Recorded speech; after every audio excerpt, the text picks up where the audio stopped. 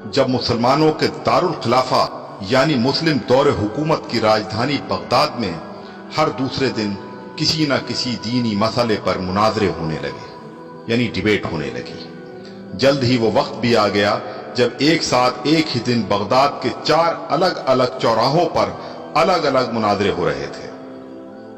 पहला मुनाजरा इस बात पर था कि एक वक्त में सुई की नोक पर कितने फरिश्ते बैठ सकते हैं। दूसरा मुनाजरा इस अहम मौजू पर था कि कौवा हलाल है या हराम है। तीसरे मुनाजरे में यह तकरार चल रही थी कि मिसवाक का शरई साइज कितना होना चाहिए। एक ग्रोह का कहना था कि एक बालिश से कम नहीं होनी चाहिए और दूसरे ग्रोह का यह मानना था कि एक बालिश से छोटी मिसवाक भी जायज है। अभी ये डिबेट चल ही रही थी कि हलाकू खान की क़यादत में ततारी फौज बगदाद की गलियों में दाखिल हो गई और सब कुछ तहस नहस कर दिया। मिसवाक की हुर्मत बचाने वाले लोग खुद ही बोटी बोटी हो गए।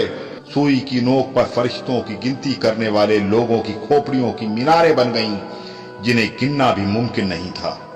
कौवे के गोश्त पर बहस करने वालों के मुर्दा जिस्मों को कौवे नोच नोच कर खा रहे थे।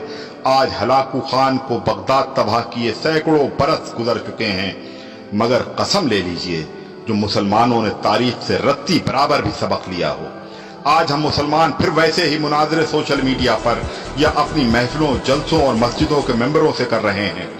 दाढ़ी की लंबाई कितनी होनी चाहिए या फिर पायजामे की लंबाई टखनों से कितना ऊपर कितना नीचे शरई एतबार से होनी चाहिए। फिरके और मसलक के हमारे झंडा बरदार सिर्फ और सिर्फ अपने अपने फिरकों को जन्नत में ले जाने के दावे कर रहे हैं और दौरे हाजिर का हलाकू खान एक एक करके मुस्लिम मुल्कों को नेस्तनाबूद करता हुआ आगे बढ़ रहा है। अफगानिस्तान, लीबिया, इराक के बाद सीरियाई बच्चों की कटी फटी लाशों की गिनती करने वाला कोई नहीं है। बेगुनाहों की खोपड़ियों के मीनार फिर बनाए जा रहे हैं। आदम की नस्ल के नौजवानों, बूढ़े बुजुर्गों की लाशों को कौवे नोच नोच कर खा रहे हैं और हवा की बेटियां अपनी अस्मत बचाने के लिए उम्मत की चादर का कोना तलाश कर रही हैं। जी हां, और हम खामोशी से अपनी बारी आने का इंतजार कर रहे हैं।